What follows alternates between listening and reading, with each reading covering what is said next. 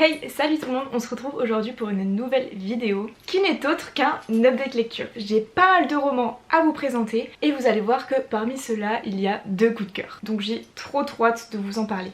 On commence tout de suite. Je prends par ordre chronologique, le premier dont je vais vous parler, il s'agit de People We Meet on Vacation de Emily Henry aux éditions Hauteville. Vous connaissez peut-être certains de ses livres, elle a notamment écrit Beach Read, Book Lover, Happy Place. J'ai acheté ce livre totalement par hasard alors que je me baladais à la Fnac. J'avais envie d'acheter un petit livre, une petite romance pour passer le temps et je suis tombée sur People Who Meet on Vacation, donc j'ai pas trop réfléchi et je l'ai acheté. Dans cette histoire on suit deux meilleures amies qui ont pour habitude de partir chaque année en road trip, en vacances. Depuis 10 ans ils se réservent tout le temps une semaine pour partir en vacances jusqu'à il y a 2 ans où tout a basculé. Alex et Poppy étaient inséparables, qu'est-ce qui a bien pu se passer? Depuis du coup cette fameuse dispute ou cette fameuse histoire qui s'est passée entre deux, Poppy elle ne rêve que d'une seule chose, retrouver du coup Alex et repartir dans leur incontournable road trip. Contre toute attente, il accepte de repartir avec elle et Poppy elle sait que c'est son ultime chance pour renouer le lien avec Alex. Mais du coup après ces 2 ans de silence radio entre deux, est-ce que c'est possible d'arranger les choses entre eux? Est-ce que c'est possible de faire comme si il ne s'était rien passé? Eh bien écoutez, ça a été une bonne lecture. Je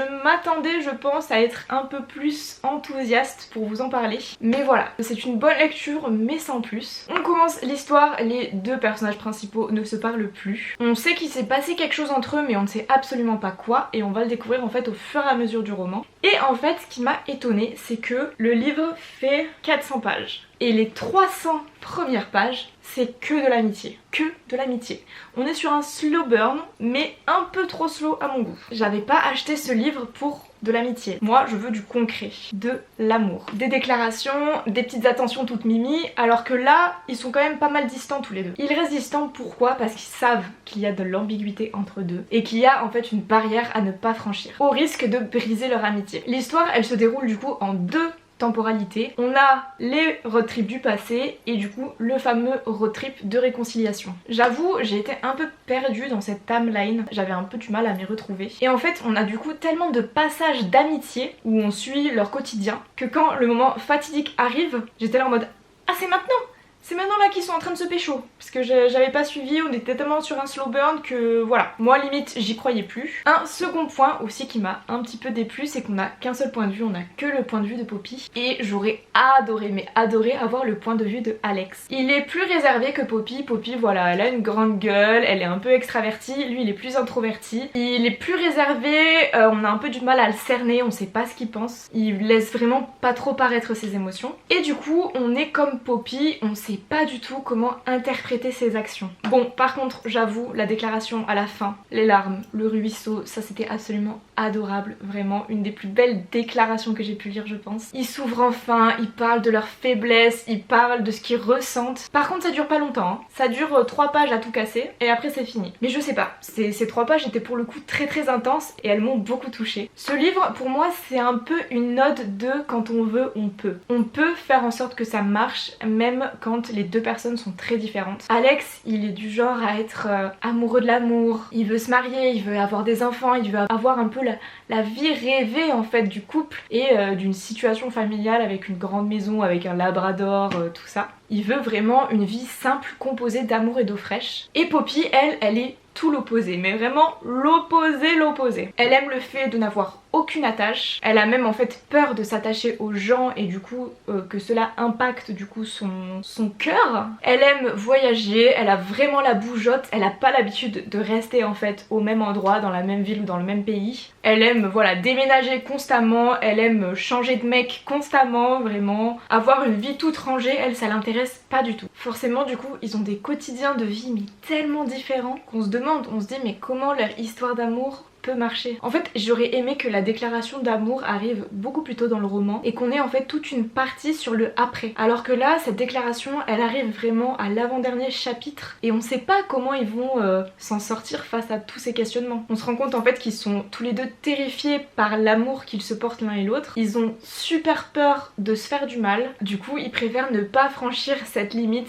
qu'ils se sont mises eux-mêmes entre amitié et amour. Est-ce que sortir avec l'autre ça veut dire sacrifier ses rêves? rêves, sacrifier même une partie d'eux-mêmes, leur opportunité professionnelle, leur ville, parce que du coup ils habitent pas du tout dans la même ville. Je trouve que c'est des questions vraiment très intéressantes, c'est des questions qu'on peut tous se poser. Donc voilà, c'était une bonne lecture, mais il y avait quelques petits trucs qui ont fait que j'ai un petit peu moins aimé que ce que je pensais. Ça reste néanmoins une lecture qui s'est lue très rapidement, qui est très sympa. Si jamais vous partez en vacances cet été, n'hésitez pas à vous plonger dans cette lecture, je pense que ça pourrait vous plaire. Ensuite, j'ai lu dans un registre vraiment totalement différent, Noblesse oblige, de Maywen Alix. On est dans la société moderne. La révolution de 1789 n'a pas abouti et la France est toujours gouvernée par un roi. Noblesse oblige, c'est une télé-réalité où les jeunes filles peuvent s'inscrire pour peut-être conquérir le cœur du prince. On y suit du coup chaque année quelques roturières à qui du coup on offre la possibilité de rencontrer des héritiers et de faire un mariage incroyable. On y suit Gabrielle qui apprend qu'elle fait partie des candidates. C'est pour elle une occasion rêvée d'infiltrer la monarchie et de la détruire de l'intérieur. Sauf que elle va faire au fur et à mesure beaucoup de découvertes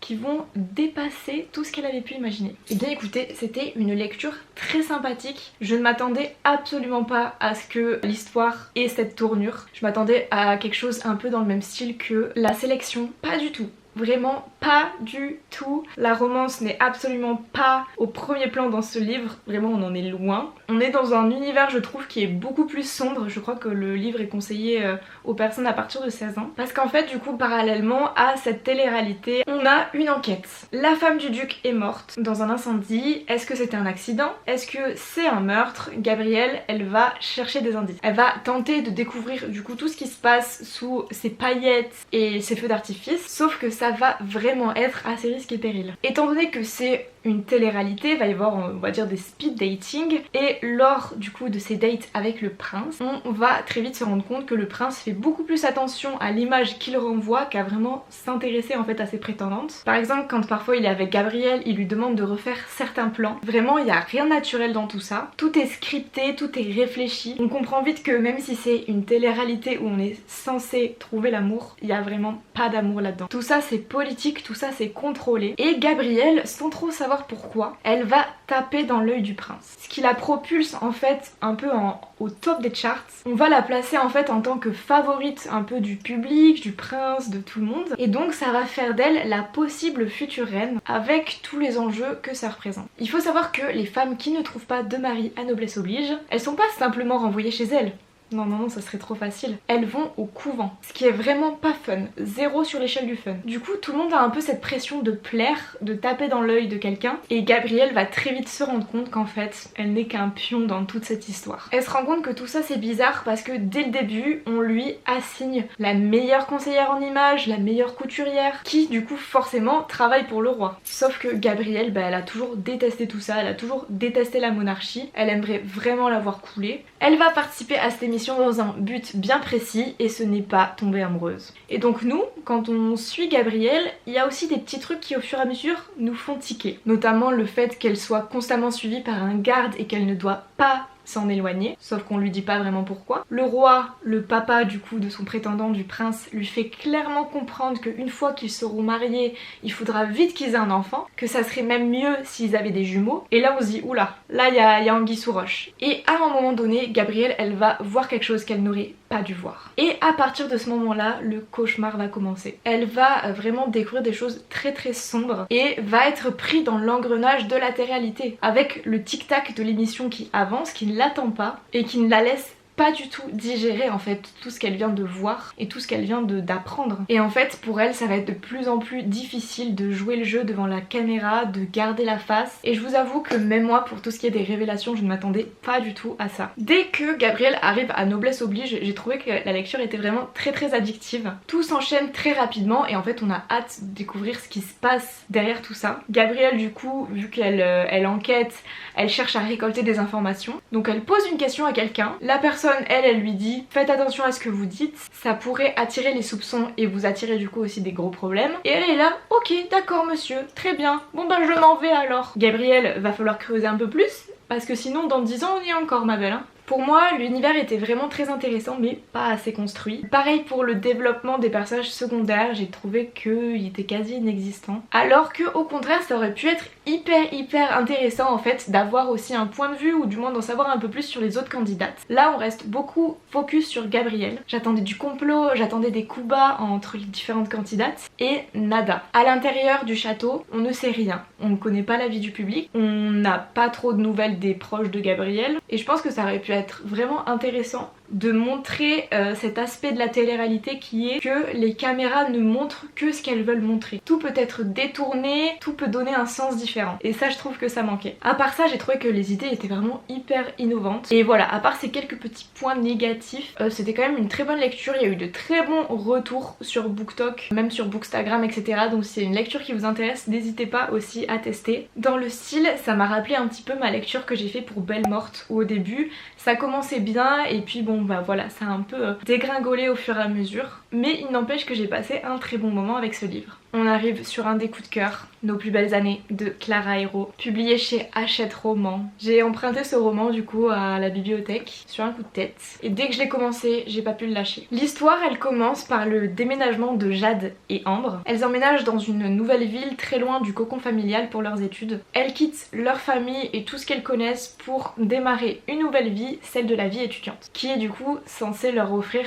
leurs plus belles années. Tandis que l'une y voit l'opportunité de s'épanouir vraiment dans les études, de prendre ça très au sérieux, l'autre y voit une occasion de faire plein de nouvelles rencontres et de découvrir les soirées étudiantes. Et bien que Ambre et Jade sont meilleures amies depuis l'enfance, on comprend très vite qu'elles sont très différentes. Et elles ont notamment toutes les deux des attentes envers ces années universitaires qui sont très différentes aussi. Waouh, mais quel beau livre sur l'amitié. C'est vraiment un livre qui m'a bouleversée du début à la fin. C'est un roman qui parle de la pression qu'on se met parfois en soirée, à être sociable, à pas paraître coincé, à se montrer un peu sous son meilleur jour. J'ai aimé le fait que Jade et Ambre soient si différentes et à la fois si complémentaires. Toutes les deux, elles connaissent leurs différences, mais elles en font vraiment une force. Elles arrivent vraiment à prendre soin l'une de l'autre et à communiquer. Il y en a une qui est très introvertie, il y en a une qui est très extravertie, mais elles le savent. Elles connaissent en fait les limites à ne pas franchir et elles essaient toujours de se mettre à la place l'une de l'autre pour ne pas s'obliger à faire quoi que ce soit. Et c'est parfois difficile parce que Jade, elle adore sortir, elle adore rencontrer du monde, pour elle c'est impensable de rentrer tôt d'une soirée. Et pour Ambre, c'est tout l'inverse. Tout ça, ça la stresse, elle se sent pas du tout à sa place, elle est pas à l'aise, elle préfère au contraire faire une soirée Netflix and chill à la maison. Sauf que là, c'est la rentrée, elles rentrent toutes les deux à l'université et Jade, elle a un peu cette euphorie de ces années-là. Tout le monde lui répète sans cesse que ce sont les plus belles années de leur vie, qu'il faut vraiment profiter,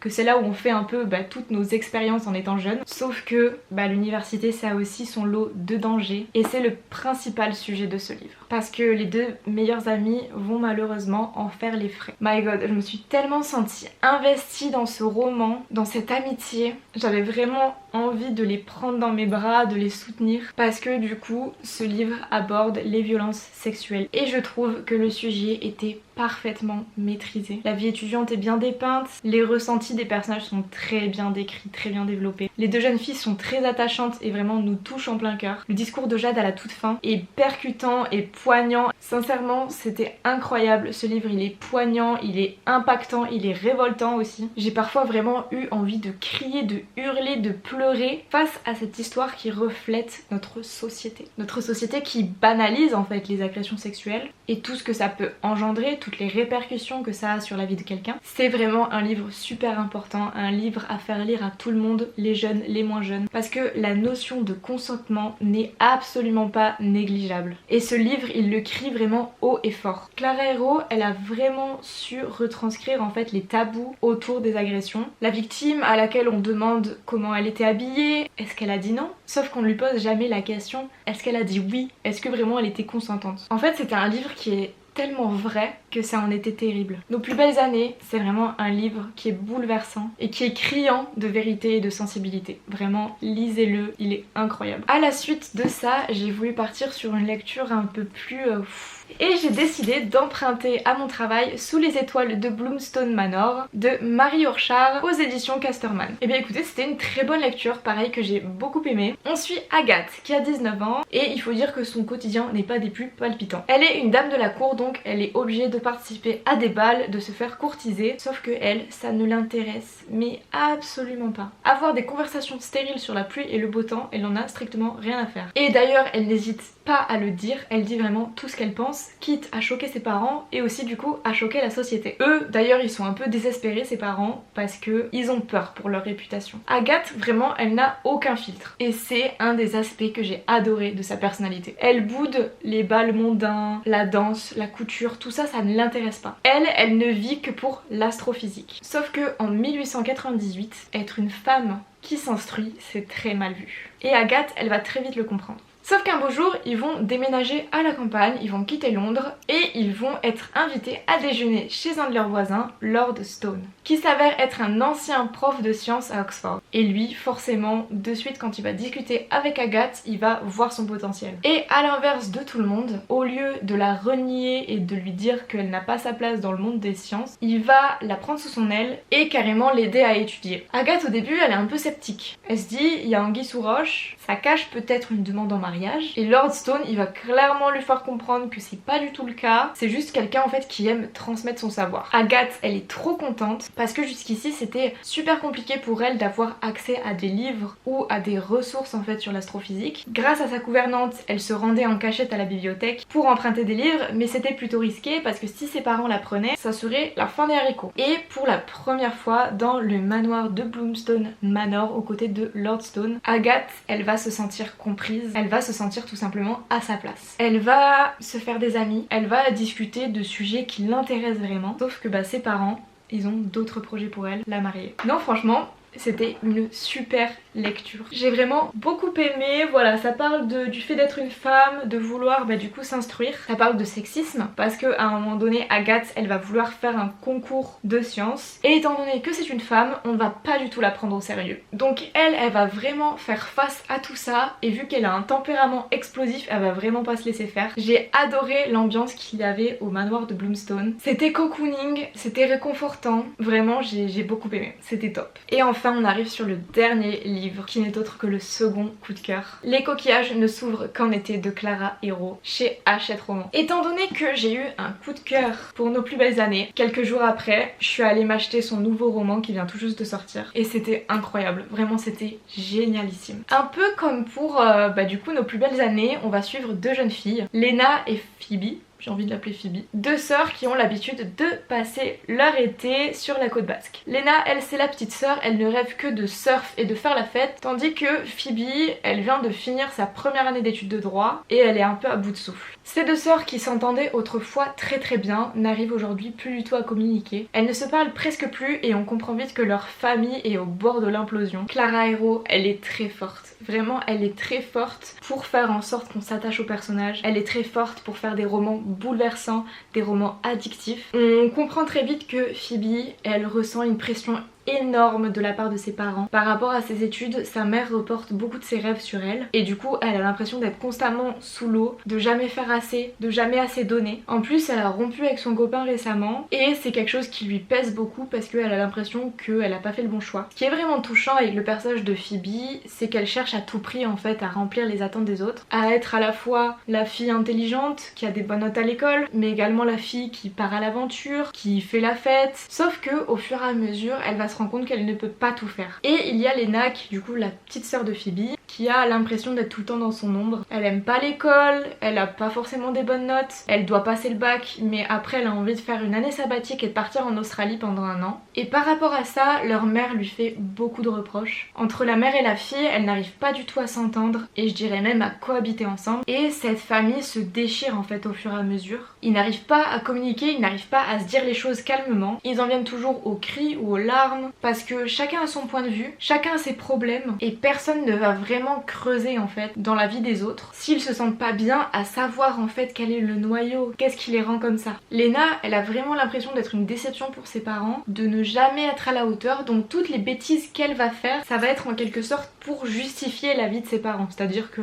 oui bah de toute manière vous dites que je suis la pire fille, que je travaille pas, bon bah si je sors jusqu'à 4h du matin c'est pas grave. Et en fait il vient de là son profond mal-être. Elle a l'impression que ses parents n'aiment pas qui elle est. Et en fait c'est touchant parce qu'on se rend compte que elle-même, elle n'aime pas forcément la personne qu'elle est. Je trouve que c'est vraiment un livre qu'il faut faire lire à tout le monde. Aux parents, pour qu'ils se rendent compte de la pression qu'ils mettent sur les épaules de leurs enfants et du coup de toutes les répercussions aussi que ça a sur leur développement. Que si un enfant fait telle ou telle action, c'est pas simplement pour leur casser les pieds mais c'est plutôt un cri d'alerte, que c'est vraiment causé par quelque chose, un mal-être, quelque chose de sous-jacent. Mais également aux jeunes pour leur dire que vous n'êtes pas tout seul, vous pouvez en parler, que ce soit à un ami, à un adulte, à une connaissance, que s'ouvrir aux autres c'est du coup aussi un premier pas pour régler ce problème là et de faire attention que c'est pas parce qu'une autre personne ne fait pas attention à notre mal-être que l'autre personne va également bien. Il n'y a pas que notre mal-être à nous qui compte. Pour le coup, je me suis vraiment beaucoup